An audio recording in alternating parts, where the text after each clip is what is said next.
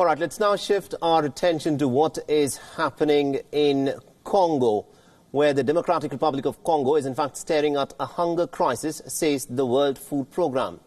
The United Nations Food Agency is calling this the world's second largest hunger crisis after Yemen. The World Food Programme has said that at least about 13 million Congolese are food insecure. The crisis has been compounded by the ethnic violence in the northeast, where thousands have been forced to flee from their homes. Although the United Nations Food Agency has tripled the food aid to the country's Ituri province, estimates say that another $155 million are needed to tackle this crisis. Remember, this comes as the country is struggling to contain its worst Ebola outbreak. At least about 117 people have died due to Ebola so far in the Central African nation. DRC represents worldwide the second largest crisis in the world.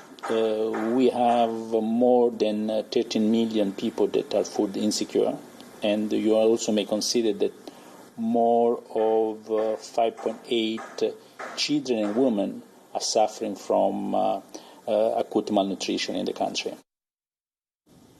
All right, now vertical farming is the next frontier in agricultural innovation. Although the techniques of vertical farming have been around for almost over a decade, it is only now that vertical farms look to be on the cusp of meeting our food security needs on a mass scale. Here's a report. Land is scarce.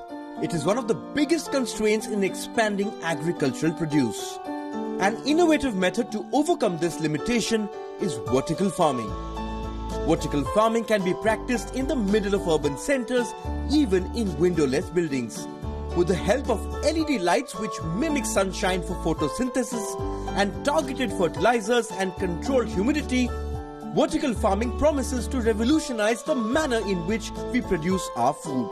Despite its merits, till recently, vertical farming had been dismissed as too futuristic with crippling initial costs for setting up, and skeptics even questioning the taste of food produced in a laboratory. But all that is about to change. We're competitive with organic today, and we're working very hard to continue to make more and more crops grocery store competitive. We have our own strains of crops such that we can make crops that have never been commercialized available to people, because we believe if people are going to eat healthier, fresh fruits and vegetables have to be able to compete with packaged food in flavor and convenience and shelf life.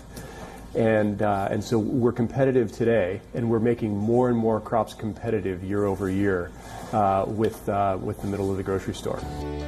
Presently, vertical farms are focused on producing stuff such as lettuce and salads.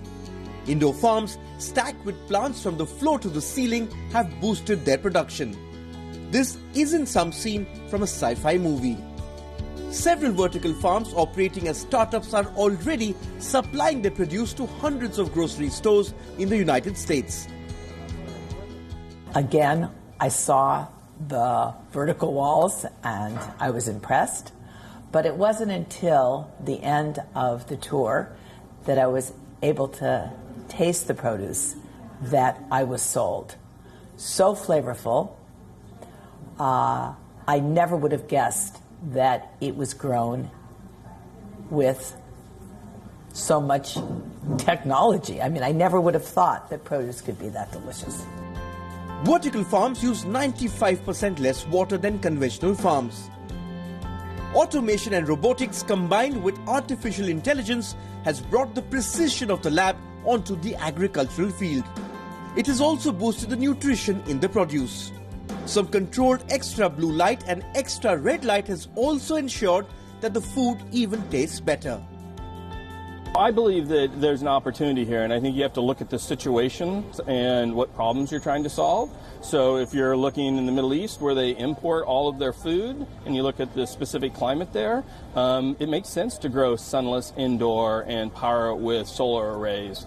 Or if you're looking at the mega cluster cities of up to 100 million in China, you'd want to be in the urban core because the supply chain is going to be a problem, and you want to place these close to the population. The promise of vertical farms has made companies like Amazon and SoftBank to sit up and take notice. Hundreds of millions of dollars are being poured into vertical farms by investors who are betting big on this laboratory style of agriculture. With the world's population expected to touch almost 10 billion by 2050, the time for vertical farms appears to have well and truly arrived. And depending on where you live, you can purchase the produce of a vertical farm at a supermarket near you. Bureau Report, WION, World is One.